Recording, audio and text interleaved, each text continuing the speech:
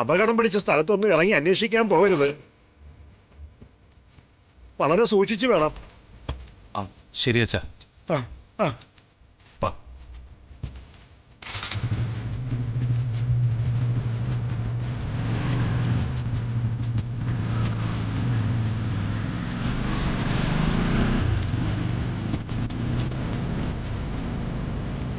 ചന്ദ്രു, വർഷമോള് വന്നിട്ടില്ലെന്ന് ഇപ്പൊ മനസ്സിലായില്ലേ?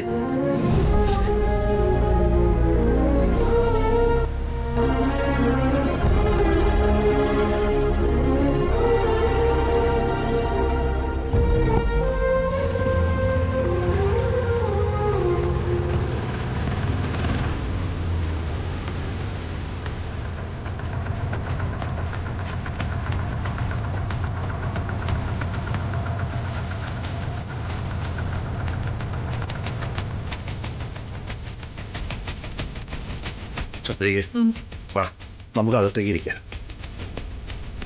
അമ്മേ,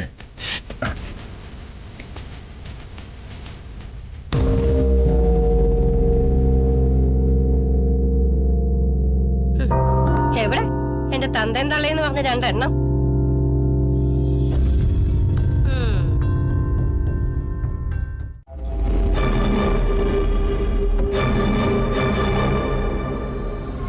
അന്വേഷണത്തിന്റെ കാര്യത്തില് ഞങ്ങളുടെ ഭാഗത്ത് നിന്ന് യാതൊരു വീഴ്ചയും സംഭവിച്ചിട്ടില്ല.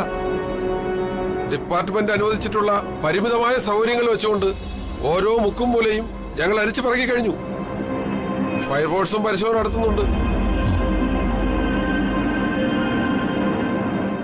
പറയുന്നത് ടെൻഷൻ അടിപ്പിക്കാനല്ല, അവിടെ വീണിട്ടുള്ള ആരെയും ജീവനോടെ കിട്ടിയിട്ടുള്ള ചരിത്രമില്ല. സത്യം പറഞ്ഞ പൂർണ്ണമായ ശവശരീരം പോലും കിട്ടിയിട്ടില്ല.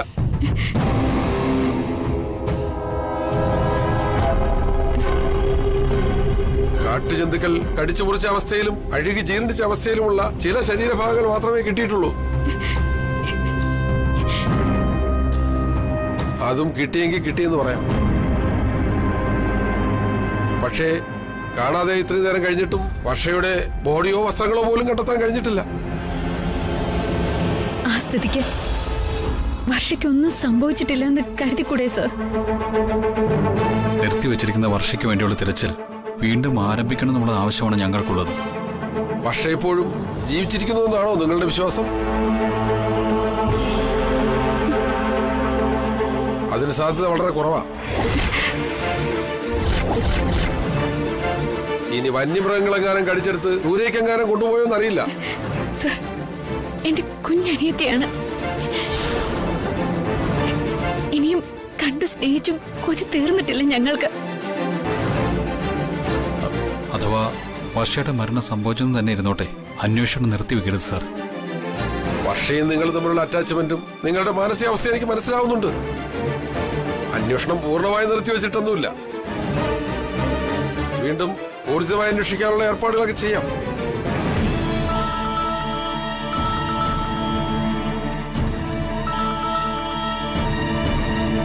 ഒരു മിനിറ്റ്. സാർ, ഓക്കെ സാർ, ഞാൻ വരുന്നുണ്ട്. ഞാൻ ആളെ അയക്കാം. Okay sir.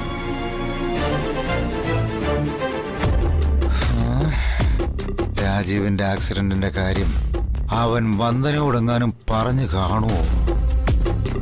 ഇനിയിപ്പോ എന്തൊക്കെ പുകില ഉണ്ടാവാൻ പോകുന്നത്? ജഗന്റെ വിവാഹബന്ധവും തെറിക്കും, അകത്ത് കിടക്കേണ്ടിയും വരും. ഒരു സമാധാനം ഇല്ലല്ലോ ഈശ്വര. ഏതായാലും അവനെ ഒന്ന് വിളിക്കാം.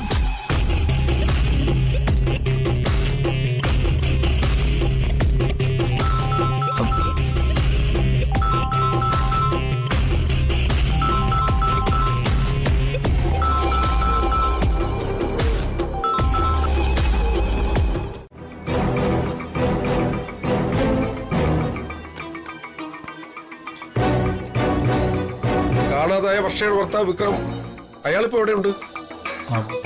വീട്ടിലുണ്ടാവും സാർ. അയാൾക്ക് എന്താ വട്ടാണോ? എന്താ സാർ അങ്ങനെ ചോദിച്ചത്? അയാൾ സ്റ്റേഷനിൽ വന്നിരുന്ന് വെള്ളം ഉണ്ടാക്കി. വർഷയെ ഉടൻ ജീവനോടെ പിടിച്ചു കൊടുക്കണമെന്നായിരുന്നു ഡിമാൻഡ്. അല്ലെങ്കിൽ സ്റ്റേഷൻ ഒന്നോടെ കത്തിക്കുമെന്നായിരുന്നു ഭീഷണിയും. ഭാര്യയെ കാണാതായ മാനസികഭ്രാന്തിയാണെന്ന് കരുതി അയാളെ ഞാനൊന്നും പറഞ്ഞില്ല. അത് കഴിഞ്ഞ് 1 മണിക്കൂർ കഴിഞ്ഞപ്പോ അയാൾ വീണ്ടും വന്നു. എന്റെ മുന്നിൽ കുറെ നേരം പൊട്ടിക്കരഞ്ഞു, മാപ്പും പറഞ്ഞു. പോലീസ് അന്വേഷണത്തിന്റെ ആവശ്യമില്ലെന്നും അയാൾ ഒറ്റയ്ക്ക് ഭാര്യയെ കണ്ടുപിടിക്കാമെന്ന് വീമ്പിളക്കിയിട്ടുമാ പോയത്. പിന്നെ ഇതുവരെ അയാൾ ഇങ്ങോട്ട് വന്നിട്ടില്ല. മാനസിക വിഭ്രാന്തിയാണ് സാർ. വർഷ ഗർഭിണിയായിരുന്നു, അബോർഷനായി. അവളെ കാണാതാകും മുമ്പ് അങ്ങനെ ഒരു ദുരന്തവും സംഭവിച്ചിട്ടുണ്ട്.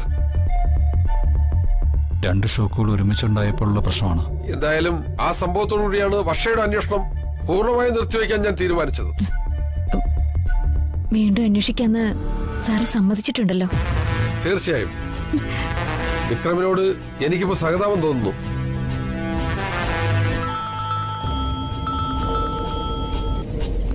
ഒരു മിനിറ്റേ. സാർ, ഞാൻ അന്വേഷിക്കാം സാർ. ഞാൻ എത്ര പെട്ടെന്ന് ആളെ അയക്കാം സാർ. എവിടെയാണ് സ്ഥലം? ഞാൻ പോരെ. എവിടെയാണ് സാർ സ്ഥലം? ഓ, അവിടെയാണല്ലേ.